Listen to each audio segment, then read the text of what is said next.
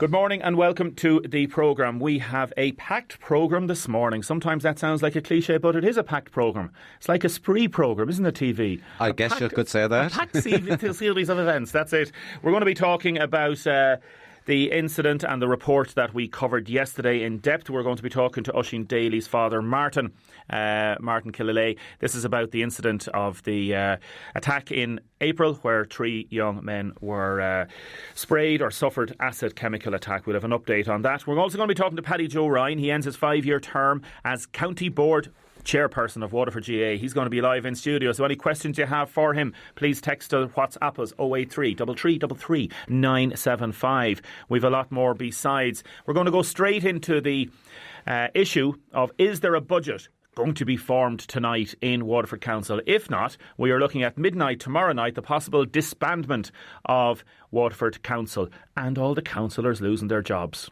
Could you imagine, TV? Yes, I can, but I hope and I don't think it'll come to that. You hope so. I hope it won't. We spoke to Minister John Paul Phelan there earlier in the week, and he said it's up to the councillors to sort something out. You're Director of Spree. We're going to be talking to you in a second about, I suppose, the feeling on the ground, and also as a ratepayer, as somebody who knows the city and the county very well. Firstly, I'm going to go straight to Damien Geoghegan. He is the Fine Gael councillor, one of the lead voices in the council. Damien Geoghegan, good morning. Good morning, Damien. Thank you for joining us this morning. What is your read this morning on the state of play in the council regarding this afternoon's vital meeting? Is the pact in crisis? I would absolutely say it is, although I'm not party to what's happening within the pact, as it were.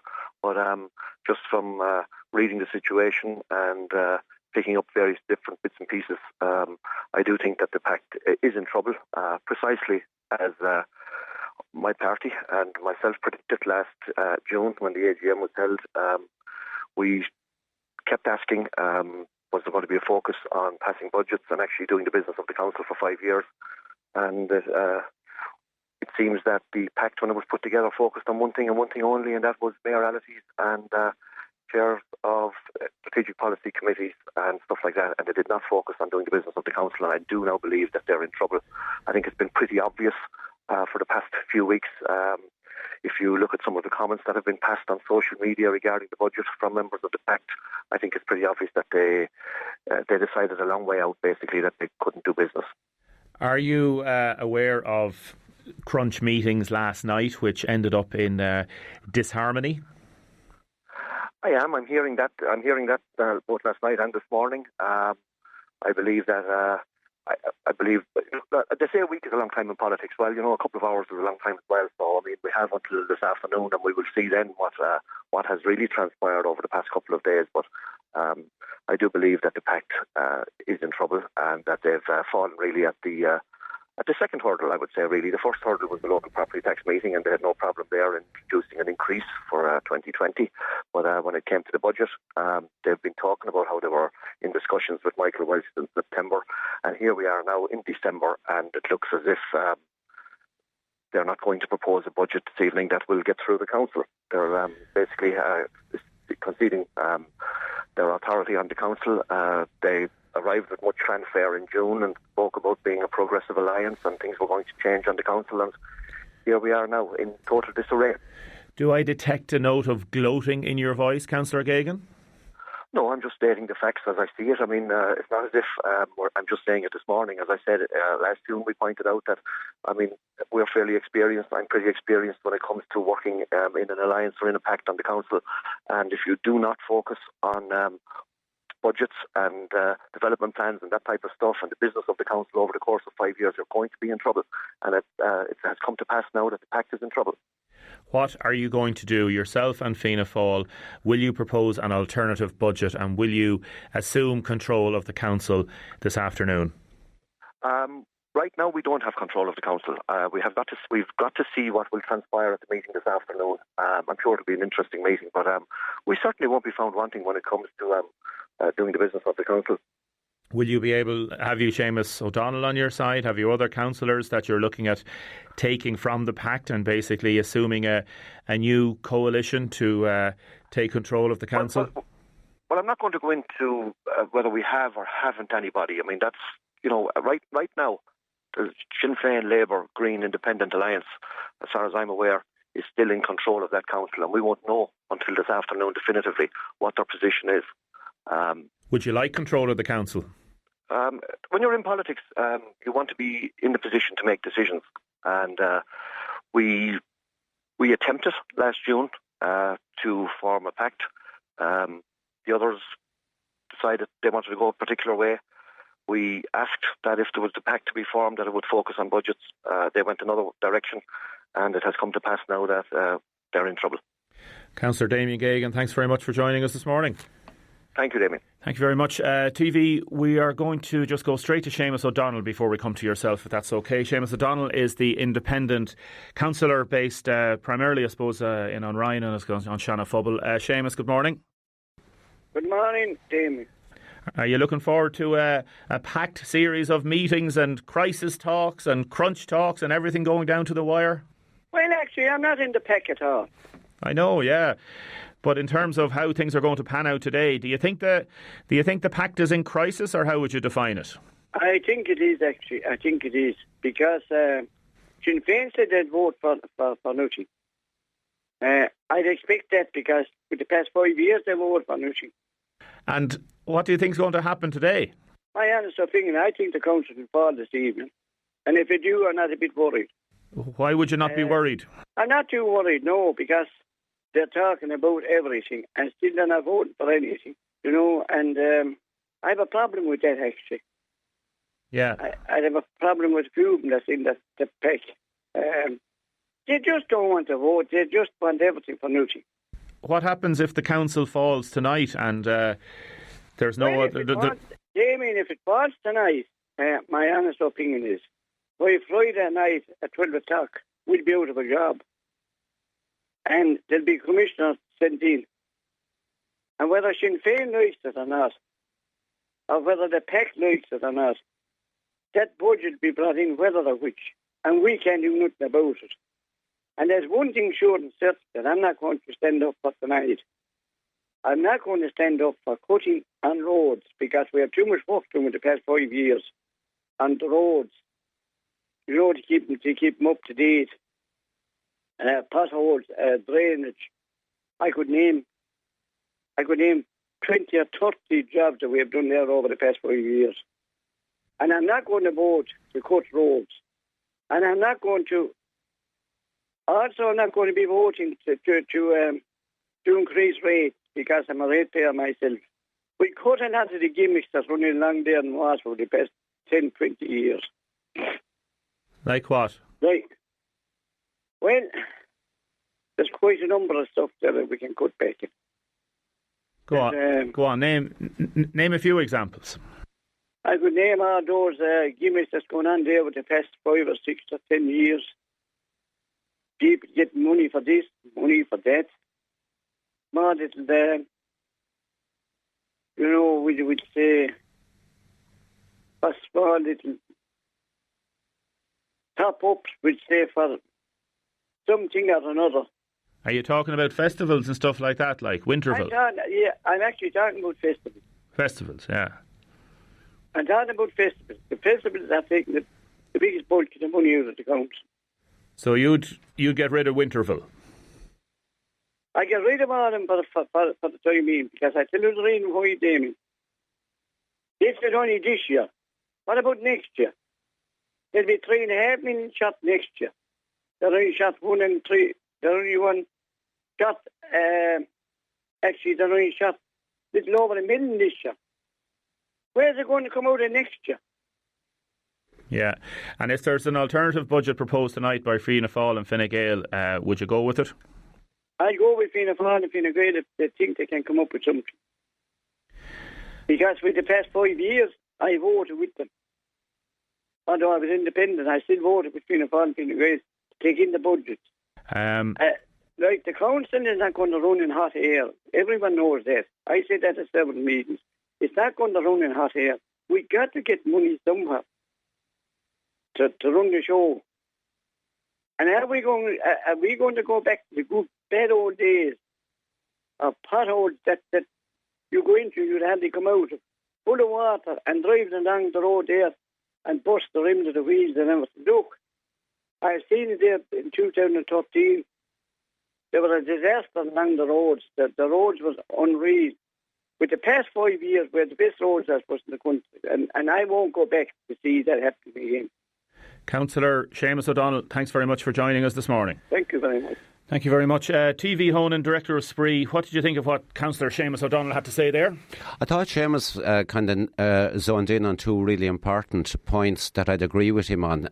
In the short term, and short term being the next 24 hours, if council falls and an administrator is brought in, any budget is going to be brought through anyway, without the councillors and they being the elected representative of the people having any say on it. So I think there's an onus on the council members to try hold the centre and come up with a budget between themselves, because someone else will do it anyway. And I'd far prefer to put my trust in locally elected representatives than I would in an administrator from Dublin. The second point he makes is probably kind of brings me on to my kind of broader view of this, is that next year it's going to be worse. The 3.5 million that was supposed to be levied this year will certainly kind of be coming down the tracks. That's what we hear next year. So I think we have 12 months notice now to get our house in order for going into 2021. And what I think getting our house in order means isn't necessarily slash cuts here, there, random, but to have a conversation with ourselves about what kind of a Waterford we want and what kind of priorities we want for our society and for our communities across all the areas of economy, housing, environment, sport, arts, festivals, etc., etc. A number of people, Rob Cass, for example, has texted me, he's involved with Falcon Real Estate, about how the council can improve its income, how it's lagging behind the amount of work that, for example, over the last 5-6 years that Limerick has done. Very strong points and very strong issues that come up there. On this specific point that Councillor O'Donnell mentions about gimmicks and about festivals and getting rid of Winterville and stuff like that, where would you be coming to on that? That's your wit spree. That might affect your budgets. Well, I think Councillor O'Donnell, it's an absolutely legitimate question for him to ask. I think every area should be open to scrutiny. But in saying that, we need to measure both sides of it then. I was inside in town last weekend and I was only saying upstairs here earlier on that say what you will about Winterville, and everyone can have an opinion, and that's fair enough. But the city and Dungarvan without Dungarvan aglow, and the city without Winterville would be a much poorer place and be much less attractive for people to do their shopping in. And frankly, I think it's worth investing in the things that Dungarvan shops and Waterford shops and Tramore shops see the results of that investment in their tills, because it's that investment in the tills of the main towns in the county that pay the rates at the end of the day. So if you are going in and you're going in to examine every area and you're looking for value for money, should be the number one thing. If you're looking for value for money, measure it up, but let's not cut off our nose to spite our face. Do you think sometimes politicians talk out of both ends of their body, in the sense that we have people talking about value for money, you're talking about it there, and yet we have issues such as the printer in Dublin, in the Oireachtas? Well, let's put it this way. Let's stay national now, because and there's maybe local examples we could pick as well. But this morning isn't the time and place to go into that. I think today is a day for unity in Waterford, and figuring out what kind of a place we want to have. We're falling behind the national. We know that. But we're not going to solve that by fighting each other. Our real problems are elsewhere. Today is a day for people of all political parties and persuasions and different interest groups. Some councillors represent the agricultural sector, some councillors represent the urban sector. Today is a day for unity. But coming back to the national example that you give, If an outside organisation, let it be a charity or an arts organisation or one of those kind of bodies in receipt of state funding, local or national, made a €2 million mistake, that organisation would never get a grant again as long as it lived.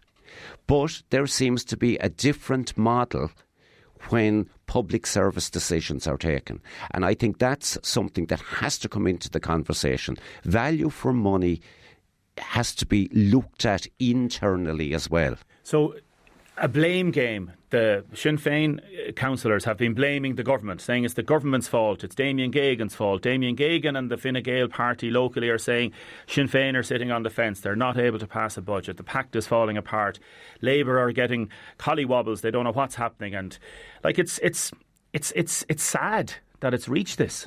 I think people are in a trap. The trap is their kind of party allegiances and that.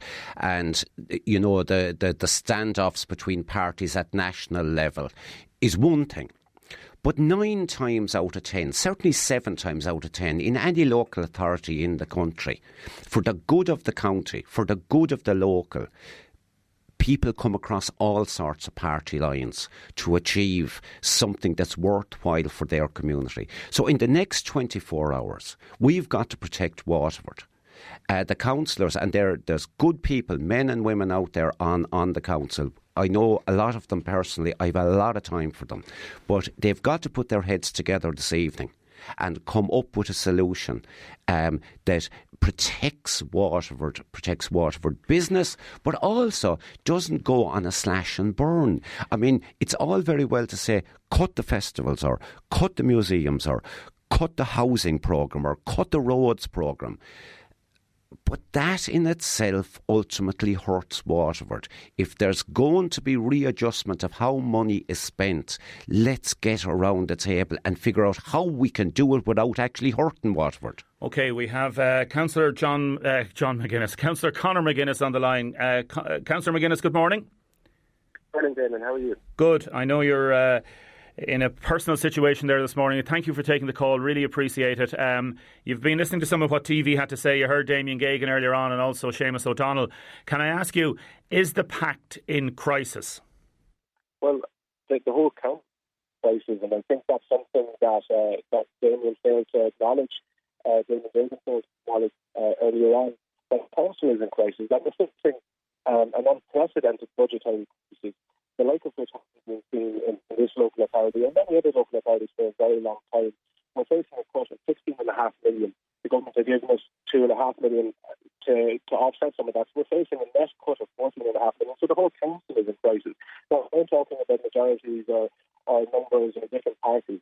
The whole council is facing a crisis that will have serious ramifications for everything from disability adoptions to housing maintenance, to road programmes to festivals. And it's great to hear you talking about the need to protect spending on things like museums and festivals and roads programmes and housing programmes. And it's great to hear Councillor O'Donnell saying the same thing, that we need to continue investing in our roads and in improving them. Just 1 second. Sorry, Conor. The phone line is fairly bad. I don't know why it's pretty bad there, because I know you're in the car there. Yeah, so it's fairly bad. So I won't keep you too long. And we've gone through those arguments. We heard what you had to say. You said the council is in crisis. Can I ask you, will you get a budget passed today? Barring last-minute intervention from the government to shore up the hole in our budget, the hole that they're imposing in our budget for the next 5 years, I cannot see how we can find the savings without affecting core services or putting disproportionate rate increases on businesses, without a commensurate increase in services, without affecting the festival's budget, the economic and enterprise development, or without leaving people high and dry in a housing and home crisis. I don't see how we can get a budget over the line tonight. Okay, you cannot see how you can get a budget over the line tonight. So with that in mind, you've heard from TV Honan, he's calling for unity. Ordinary people out there are saying there's a responsibility on the councillors to do something about this. Will you oversee, or can you stand over the effective disbandment of the council and the ruling of Waterford City and County by the government because you're not able to come to a deal? That would be a disaster, and I think it's important to point out because there isn't an awful lot of facts doing the rounds about this particular ability of government to dissolve councils. It doesn't mean that the institution will be dissolved in terms of council staff, council workers and council services. It means that a council of 32 councillors can be dissolved by the minister if he or she chooses to do so. Now, it's Owen Murphy at the moment. It hasn't happened since the early 80s, and since 1999 there's a constitutional provision for local government that may render the whole thing unconstitutional. So it hasn't happened. It's not going to happen at the stroke of midnight. This isn't Cinderella running from the ball and the pumpkin cart turns, or the horse and cart turns into a pumpkin. This isn't going to happen at the stroke of midnight. So I think it's just important to point that out. But nobody feels a depth of responsibility more than the 32 councillors. I think of all parties and none, to be absolutely fair to everybody, everybody's approaching this in a responsible and reasonable way. And we've been, including this morning on my way down to Waterford, I've been on the phone back and forth with people from different parties. I think it is important to point out to your listeners, however, that the alliance grouping that controls the majority at the moment has tried on many, many occasions to make formal contact with Fianna Fáil and Fine Gael representatives through their respective whips and council group leaders to discuss this, to have roundtable meetings. In fact, in the wake of the local elections, we attempted to do that, and we were... I understand that. I think there's an important point to make as well, David, if you don't mind. Sinn Féin has... You did make that before, all right. With the chief executive and with the head of finance since July, working on a budget. We've been looking at budgets. We were ready and prepared to pass a progressive budget until a little over 6 weeks ago we were hit with the news that we were facing a €16.5 million cut. And you're blaming the government for that. I understand that completely. Either change the goalposts, yes. Councillor Conor McGuinness of Sinn Féin, good luck today. Thanks very much, Damien. All the best. Thank you. TV Honan, you heard it, the leader of the pact there, one of the leaders saying it looks like a budget's not going to be passed. Yeah, well, the actual kind of mechanics, the political mechanics of what happens later today is a bit above my pay scale to be involved in. These are all adult people, and you're appealing for unity. I certainly am, and I think they're just two messages. Short term, Waterford has to get over the next 24 hours. We best get over the next 24 hours by having our elected representatives sitting in that chamber next week as well.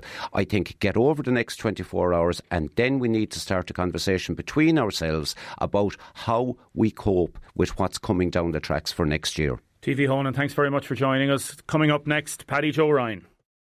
Paddy Joe Ryan, thanks very much for joining us. Yeah, it's a pleasure, Damien. You're the outgoing chairperson of Waterford GA County Board. We've a lot of texts coming in about the previous matter.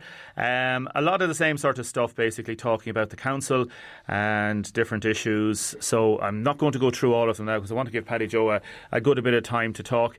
It's a difficult situation the council's in. Yeah, well, I suppose, Damien, we try and keep politics out of the GA. It's a difficult situation, and I suppose the council is vital to Waterford, and the council has done great work historically. So would you make an appeal? Well, I'd be hoping that the council would be, that they'd strike a rate tonight, and that they'd come to an arrangement that the councillors are doing a lot of good work in their local areas. They're local representatives, and they represent the people well. So hopefully, I'd be hoping that that everything would work out. It'd be a pity to see it disbanded. Only elected, I think, last year, so it'd be a pity to see it happen. I know tough decisions have to be made, but always in life, with your own domestic budget at home, Damien, there's always tough decisions that have to be made in life. So I'm well used to tough decisions, I can tell you that. You are. Tonight is the County Board Convention. Is that the correct title? Yeah, Convention, yeah. And then that will be your formal. So how many years have you been involved in Waterford GA? Well, I've been chairman 14. This is my 14th year, and I've been Western Board chairman for one before I started as county. I've been involved with Munster Council in Limerick for 5 years and Central Council in Cork Park for 5 years. Just a total of 25. It ends up nice, and it's a nice, good term, and it was a good innings. I enjoyed it, and did you enjoy it? I really enjoyed it. What did you enjoy about it? Well, I enjoyed my interaction with clubs. you know. The club is the thing that we have to think about. I'll be giving the club huge emphasis tonight in my address. The club is the foundation of the GAA, the club and the schools. That's where it all happens. And, you know, I'd say the clubs, I don't think any club can say that I refuse to go to a function. I think I attended more functions in my 25 years than anybody else. Chicken dinners. Three functions, some nights, but every club that asks me to do anything, I absolutely help them, because the clubs are the clubs. And, you know, we have great clubs here in Waterford, and we might have only 50 of them, or 49 at times, or 50, but, you know, they're absolutely brilliant clubs. And Damien, when I'm talking about clubs, I'm talking about big clubs. We'll say east and west, like Ballygun on every side, no problem with numbers. But then we go down to the Fennels, and we go down to the St. Paul's, and we go down to the Melleries, and we go to the Ballysaggarts, and even St. Mary's last week. We go to the small clubs, which were emigration, and, you know, rural Ireland is in decline. Those clubs are struggling. I mean, their schools closing, but all those clubs are surviving. And the main aim for the Waterford GAA is to be for the survival of those clubs. You know, recently we've had a Mellery man elected onto the office of the Western Board, which is great for the clubs and great for the West. I know you like a good conversation, so we'll ask some good questions now, and you can give me some good answers as well on it. Like some people would say, on the club scene, one text coming in, is there an overemphasis on the inter-county scene? In other words, that the clubs... Should the clubs be, because you have this dichotomy, and it's at national, it's all over the place as well. It's not just Waterford, where you have a pull between the clubs and the inter-county. So is it difficult to get the balance between focusing on the inter-county or focusing on the clubs? It's a huge difficulty. And, you know, at the end of the day, Damien, clubs have the final say on whatever happens. That's being honest. And the clubs make all the decisions. I myself, and I'll be a club delegate next year representing my club for Mulwater at the county board level, because I intend carrying on that position. And the money that we are spending on inter-county teams, this year we're 805 or 810 million. It's not sustainable. And if we are to be successful in 2020, 805,000, sorry. If we have to be successful in 2020, you'll be up in a million. And the clubs, we just can't afford that. And I'll be saying that tonight. If money has to buy success, I don't know, are we in a position to be in that position? Okay, so you've just said the word, it's not sustainable. And yet, are you lagging behind other counties in terms of generating income? For example, Wexford County Board generated 3.1 million. Waterford only generated 1.9 million. Yeah, well, I didn't see all the Wexford figures, but I saw the Galway figures, which are high as well. But they lost 280,000 something. But Galway gates were 950,000. Our gates are 300,000. Yes, we're lagging behind. We're a small county. Compared to Wexford is a population of 135,000. Wexford is a good example. Good example, yeah. There's 50 clubs in Wexford and there's 50 clubs in Waterford, which is a good example. So they're generating a third more income than Waterford. Yeah, yes. Well, that'll have to be looked at. But Wexford is let's be honest about it. Wexford is a GAA-orientated county, right? We have lots of different sports in Waterford. Waterford City historically has been a great soccer city, and, you know, I follow soccer. Waterford City has a good rugby, Waterbuck. They have a good rugby ethic as well. And, you know, there's Waterford, and so we're not... Wexford, now, if you talk about Wexford, I can't pick out much in Wexford, hurling and football. And down through the years, well, Wexford has been hurling and a football county as well. We're trying to mix hurling and football, and we're not getting the same support for football as we are getting for hurling at our gates or in our sponsorship. Everybody wants to sponsor. Everybody wants to be on a winner. Sponsors want to be on a winner, and that's the way life is going. And I know I can see what you're saying, is there more potential for revenue generating income, do you think? Yes, a new strategic review committee has been set up to look at all aspects of Waterford GAA, finance, what we're making, what we're spending, how we're running our affairs, how many people have we running the organisation and all that. But I can tell you one thing in Waterford: the level of volunteerism in Waterford is higher than any other county. That's what I'd like to say, Damien, today. I've dealt with the How do you know that? I've dealt with the greatest group of volunteers. We were up in Lismore yesterday to launch a TQS sponsorship by Maura Quilty, and your own people were there as well. All the board officers were there yesterday. And practically every one of them, with the exception of our CEO, who's the only man that's on the books, if you like, and he's working 40 hours a week and another 40. But everybody there yesterday, nobody getting paid, nobody getting travelling expenses from all over the county. And that's par for the course. That's what happens if you're an officer of the Waterford County Board. If you're chairman, it happens 3 or 4 days a week, 52 weeks of the year. But if you're involved in the board, all those people are giving their time fairly and freely for nothing. Now, Your talks, Wexford, I think, they're talking about commercial managers, this, that and the other. But GA now has put an embargo on County Boards employing anybody else because there's lots of coaches, there are lots of this, that and the other. And, it all has to be funded and our books to be balanced. Now, I think in my 14 years, I think we came up with a surplus every year, certainly for the last 5 years. We came from a very tricky situation where I said when I was elected, my platform for 5 years ago, that we had a huge debt in the county and it would be cleared in 5 years. We cleared it in 2.5. Not thanks to Paddy Joe Ryan, thanks to the clubs and thanks to a generous donation we got from Munster Council. But the clubs are 2.5 years levy free, if you know what I mean, which is great. Yeah, and another person texted in there about the levies. Like, again, we can talk about Welsh Park as well. And this interview, it's a positive and we're going through the different things. Lots of different things. And I want to say there's no recriminations as far as I'm concerned. The last 5 years, I've had great friends. Thanks be to God, I made very, very few enemies. I'm not. Did you fall out? Did it annoy you, people giving out and, criticism and stuff like that? Like, I know you had issues with certain reporters and different things in the past. Like, how do you... Because obviously you're trying your best. Volunteers are trying their best. And yet people are so imbued with GAA and different sports that they're passionate about that... they're allowed to have an opinion, but maybe they don't know what's going on and all that sort of stuff. Yeah, well, look, people have their opinion. Everybody likes to see things happen properly. Everybody wants to see success. But they have to realise, that the clubs, any decision we make, the clubs have to ratify. And that's not just saying it, that's the truth. Now, there'll be issues happen between meetings that you can't go back to ask the clubs everything. But the major decisions, you spoke about Welsh Park and you spoke about various, the major decisions about county management, Welsh Park, county budgets. The county board will produce budgets for all the county teams in January, which will be passed by the county board, and I will be asking from the floor, the same as I asked as my chairmanship role, are we inside those budgets? And most times, to be honest about it, we're not. But the clubs can say, this is it now.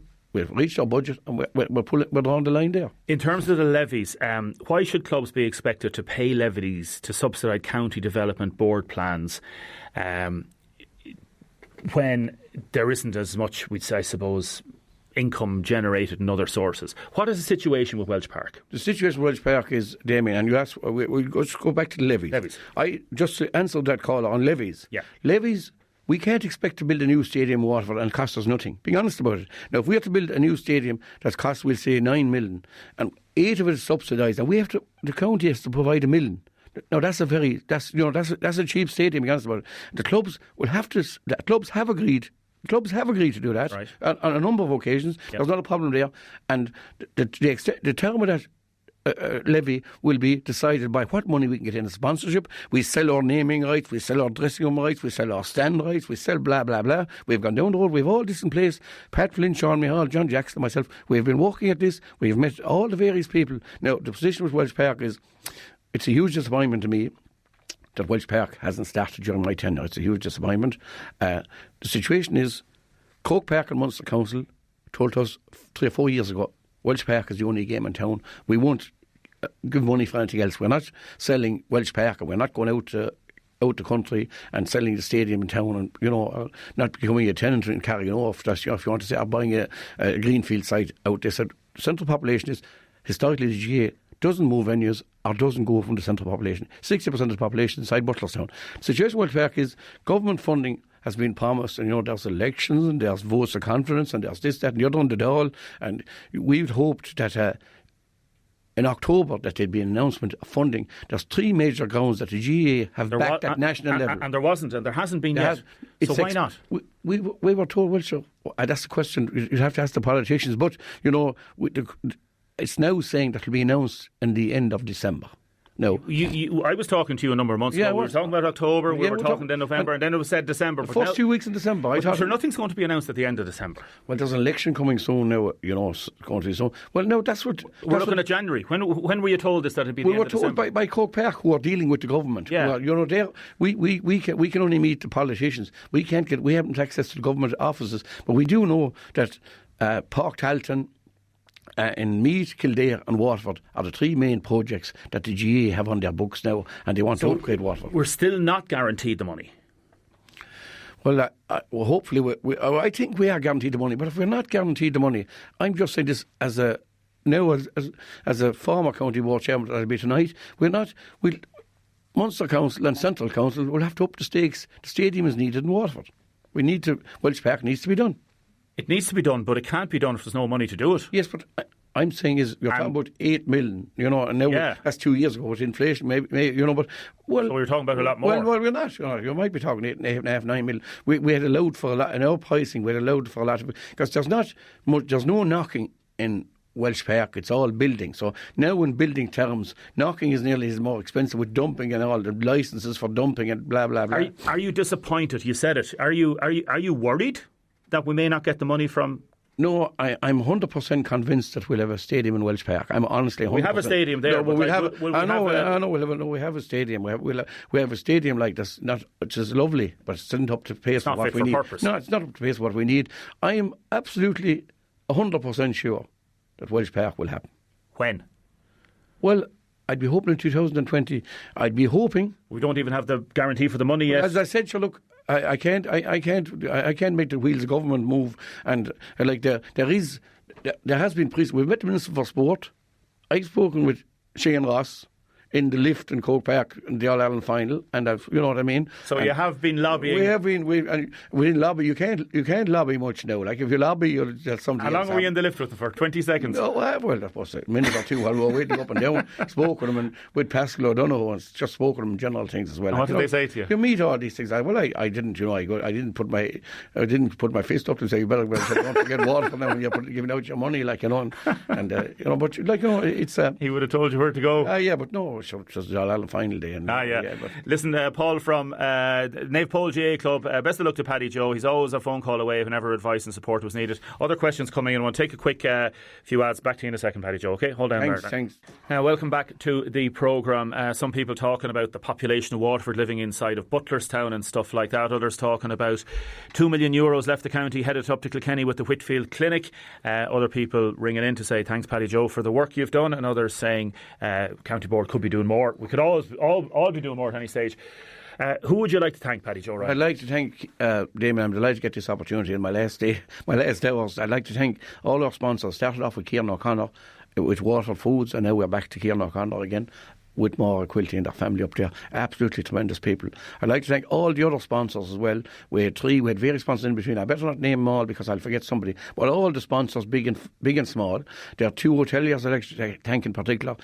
Lauders and Dungarvan and the Granville in Waterford, Liam Cusack, absolutely brilliant people, great work for Waterford. And when Waterford County Board was a bad place 24 years ago, they weren't found wanting. So, to those people and to everybody who helped Club Deise, all the various organisations who raised money, Tom Corcoran, Michael Hogan, Club Deise, doing absolutely tremendous work. To all the other people who I suppose I wouldn't have to forget Donegal and Lena Goffin, Dungarvan, they raised much money and gave me great assistance to me.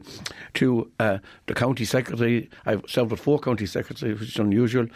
John O'Leary, I was on Central Council, but the great Seamus Grant and Timmy and now Pat, who I've built up such a great working relationship with. I'd also like to thank my family, of course. And there's one person I never mentioned, my sister Nuala, who's followed me the whole way for 25 years. And she never misses a match. And I never mentioned her before, and she won't be happy, but she's been with me all the way. So fair play to her. A special hello to Nuala. It has been. What's the highlight of your 25 years? Winning the Munster final 2002 and the excitement and all. Winning, we had great days. We won National League hurling titles. Yeah. We played in Cork Park. My grandchildren saw Cork Park. I hardly ever saw Cork Park, went up there, saw Waterford playing football there in 1970 National League. I suppose my son David kicking the winning point on the final in the late 90s. We won 2 All-Ireland medals as well. It was, football, wouldn't be one of the major sports, but still a very popular sport. It's still one of our national games, and we're still as committed to football as well, to hurling. It wouldn't get, I suppose, the national acclamation or national accreditation that hurling would get, but there are great things, and we see at Cormac, and we see all the great things that's happening, and to everybody who assisted me along the way, as I came down here today, I thought of Kevin Casey here on WLR. Kevin would come into Dungarvan, he'd have 3 or 4 little babies with him, we'd do an interview, he'd have them in the swings, and we'd do an interview about something was happening. And I think Billy McCarthy as well, who came down to Toftenham, and he had a good battle with, but and it all helped to to portray what we were trying to do. And, you know, to everybody who assisted me along the way, and Liz and all the lads here now, and yourself as well, you know, thanks very much. I'm delighted. Not at all. And again, I know you like a good discussion. Let's talk about something for a couple of minutes. We don't have too much time. When you mentioned the Munster final 2002, in 2010, the man of the match in the Munster final 2010, which you won, was Noel Connors. Yeah. Noel Connors never got a Granville Hotel Award, monthly award. Never. 3-time All-Star winner. Why did he never get one? God, I couldn't answer that. Damien, I'm not going to bluff me with any answer. I've never had the same. Why was Noel Connors and Maurice Shanahan dropped off the panel this year? I don't know the managers. I've worked with, from Justin McCarthy, starting with Tony Mansfield, right up to the very end. I never asked the manager, why did he do this or why did he do that? It's left to the managers. I can say Maurice and Noel have given great service to Waterford, and they can be proud of themselves. Why has nobody from the county board contacted Noel or Maurice since they were dropped off the panel to thank them for their service? The county board, when Waterford played above against Cork and were beaten in the championship, I thanked every player for their commitment. Fair enough. Above the dressing room, yep. Every player. I went as far as Brian O'Halloran announced. I thanked Brian, particularly as he announced his retirement. I went as far as saying, most he'll be here again, or I won't be here again. I'd like to thank him for all the years. The county board, there's no such thing as sending out letters to people. That never happens. No, for something like the two of them are on the panel for 11 years, and one is a 3-time All-Star winner. Maurice is there as well, and you think, you know what I mean? It's just one of those things. No, maybe, well, I know, but that's not the county board in any county. When I meet any of the county players who I meet down in my time, I've met Stephen Fampton yesterday, I always say thanks very much for what you've done for Waterford. And in terms of Stephen, how did Stephen get on he's now a selector on the committee. He was on the selection committee as well, wasn't he? Well, the selection committee picked to pick a management committee. And when Liam went in to do his, he didn't have Stephen with him because Stephen was on the interview panel, and then Stephen becomes the selector. Yeah, well, that matter was dealt with by the committee, right, and came before the Waterford County Board, and was ratified by the county board. Perfect. As I said, I didn't take any hand actor part in the election of this new committee because I wouldn't be dealing with them. Sean and Pat and the committee were set up. They were the people. Do you think, I know Liam Callaghan was on this programme and he said he'd give everybody a chance, and there was talk of 5 or 6 players being dropped off the panel, and the only 2, as far as I know, have been dropped off is Noel and Maurice. And he spoke to Noel and spoke about dropping him because of youth, you know, and yet, like, Shane Fives is there, Dara Fives is there, Kevin Moran is there, so it's not just got to do with youth. Is there 45 better hurlers in Waterford than Noel Connors and Maurice Shanahan? Well, Maurice Shanahan and Noel Connors are very good hurlers, but look, it isn't for me to say who's the 45 or the best. That's a matter for the management, really, you know what I mean? And again, as I said, you wouldn't interfere? I never interfered in my life, never interfered. I wouldn't interfere. I won't interfere as a county board delegate. I won't be asking why didn't he pick this. You know, for my own clubs, I won't be asking that, you know. So again, it's just that's what happens. Like we all have a lifeline, and I'll be gone now, and they'll be worried about me in a week's time. You know, they will, no, because you leave a legacy. You leave it, Paddy Joe. It's for somebody to be involved in 25 years in any organisation. It's a big thing. So you've been a giant in Waterford hurling and football and the GA for 25 years. Yeah. You've done an awful lot of work. I've done my very best. Yeah, you know, and I'd like to wish the incoming board the best. But you know, at the end of the day, it's all about everybody working together. We know it'll be great to win the All Ireland 2020. It will be hard. And I heard Liam spoke at the launch yesterday about, you know, his ambition, and he said that there was only one ambition, to win the All Ireland. There's no in between. So hopefully, you know, but again, there's a lot of hard work in between, you know. Who's going to become the Munster Council rep tonight? Central Council. I got as chairman now. I don't know. Honest to God, I stayed out. Mr. Tobin, is it? Yeah, Brendan Tobin and Tom Cunningham. Yeah, they're hard. There's a right battle going on. I believe there's a right. Go on. Who will you be voting? No, I don't. I honestly look. I stay out. Honestly, I stayed out with any club. I didn't interfere. I just want to let whoever that'll be the best. Paddy Joe Ryan, I want to thank you personally for your work with me over the last few years, both when I was an RT journalist and as a presenter here. I appreciate it. Thanks, Damien. Just finally, I'd like to wish everybody a happy Christmas. I'd just like to say the celebrations will start tomorrow night in Alice O'Connor's. We're doing a Lions Club event tomorrow night, and Sunday night in Tegan and Mickey Hoolan's out in the University of Grange out in the Cork Road. And you know, to everybody here, and thanks to everybody here who helped me and assisted me, and everybody who assisted me for the last 25 years. And there's no enemies as far as I'm concerned now. Go out with everybody on equal terms with everybody, and hopefully that's the way everybody is with me. Paddy Joe, Ganari and all that, good luck to your family, and great to see you in good health, and mind yourself. Well, Margaret.